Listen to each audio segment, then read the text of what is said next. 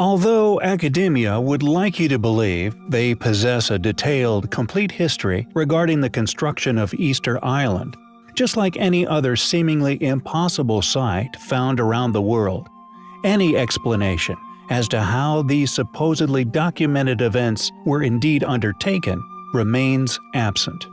We recently postulated that much of the ancient ruin that is Easter Island, and perhaps the most impressive features still to be found upon the island, are more than likely buried beneath past landslides once caused by rapid deforestation. And, as predicted, with this realized and archaeological excavations commenced, we soon knew just how deep this ancient sediment actually is, and as such, the controversial discoveries began to surface.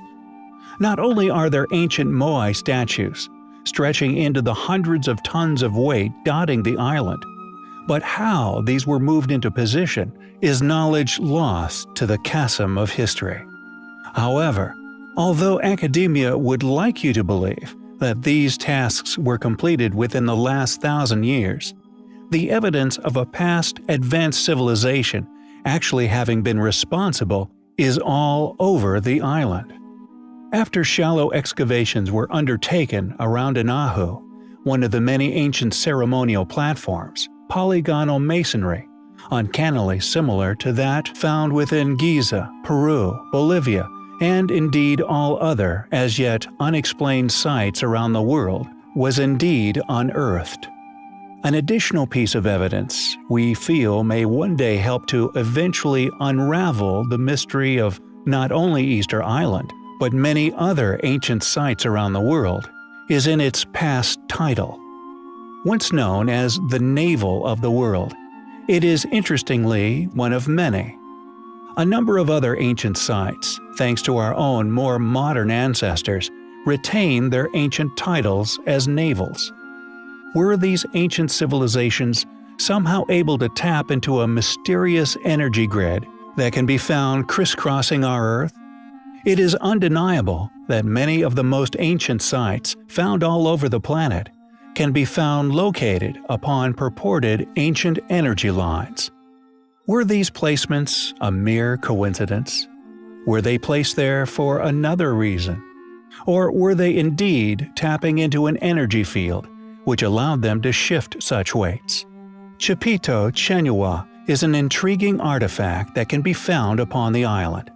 With such an extremely well-preserved, untouched history found upon the island, Chipito Chenua is still remembered as an artifact once used by ancient elders, used to summon something called mana, which interestingly translates as earth energy. These elders then inexplicably used this energy to float multi-ton statues across the coastline, placing them in their final resting places.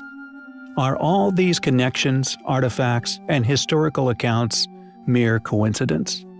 Or are we truly onto something? Only time will tell. Easter Island, undoubtedly one of our favorite ancient places. Not only does its existence resonate with the mission of our channel, but its volumes of compelling stories, legends, and still existing ruins makes it one of the most intriguing places to explore anywhere on Earth. Not only are there legends of a magical earth force known as mana, having once been responsible for the as yet unexplained movement and placement of the gigantic Moai statues that can be found littering the coastlines, but there were also endless tales of astonishing bravery, often attached to feats of survival. It is believed that over its long history, several catastrophic population crashes have befallen the islanders.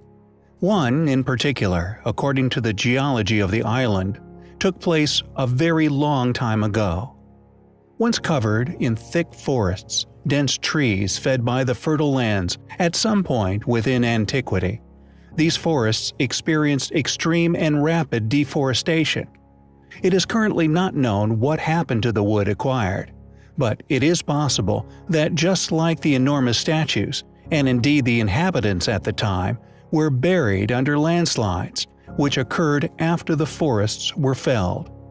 The island of Easter is, in fact, an entire buried treasure. The inhabitants at the time of this deforestation, and quite possibly their entire existence, was once buried under enormous landslides. These remains, possibly preserved under several meters of earth, still found upon the island. What's compelling regarding the buried remains is that they could indeed be those of the people who were once responsible for the movement of the statues. A fragment of a civilization that we have long stated is not a mere few thousand years old, but very possibly a pre-Ice Age, world-going, highly advanced civilization, once capable of moving stones we are yet to explain the placements of. Could there quite possibly be perfectly preserved, highly advanced ancient ruins buried under many meters of earth all over the extremely remote Easter Islands? Furthermore, could there actually be existing evidence, or possibly the lost technology responsible for moving such stones, still within the reach of being publicly exposed, and out of the reach of conspiratorial powers who would, if capable of such a task, excavate such sites and hide away these controversial features?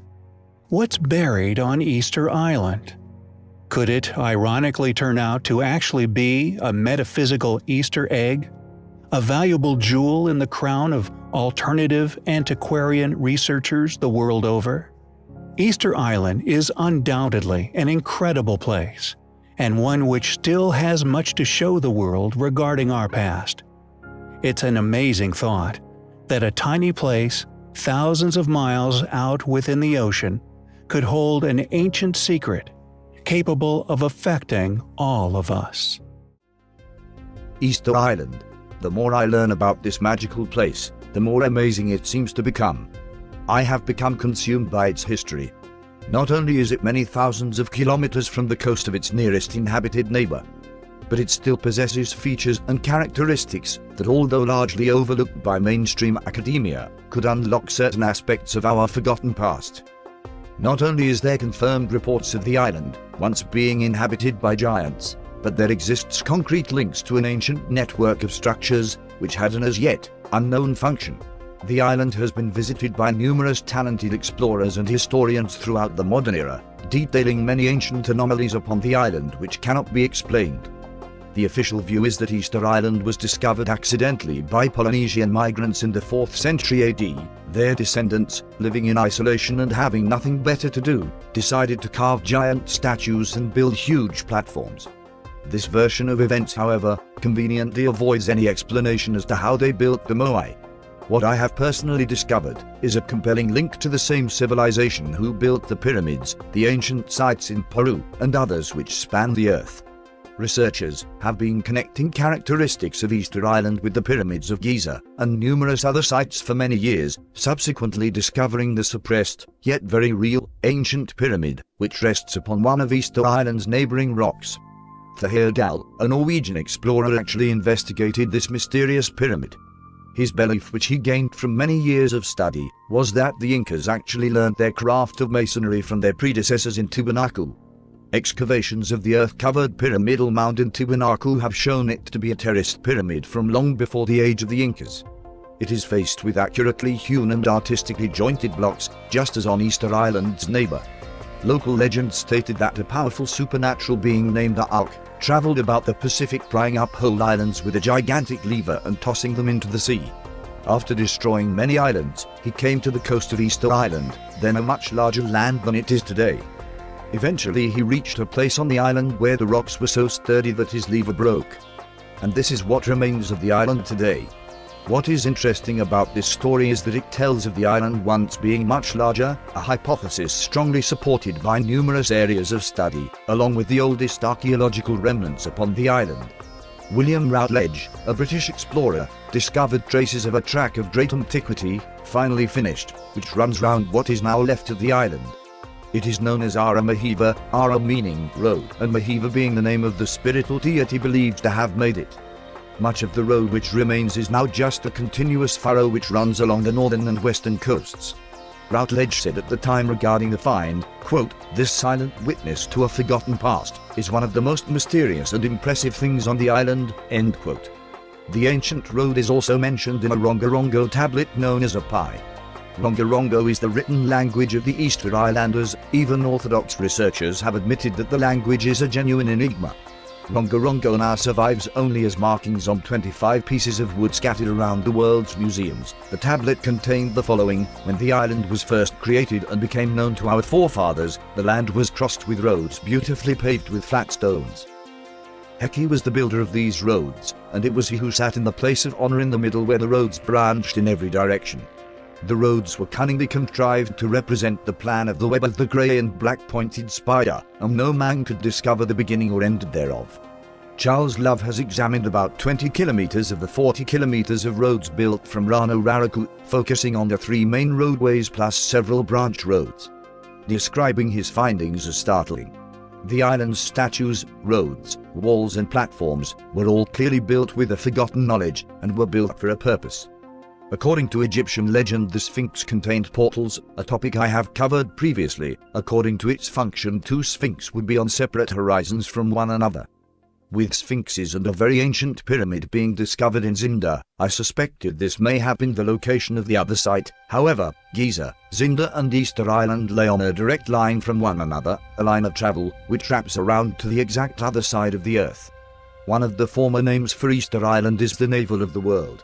The megalithic Inca capital in Peru was called Cuzco, also meaning navel.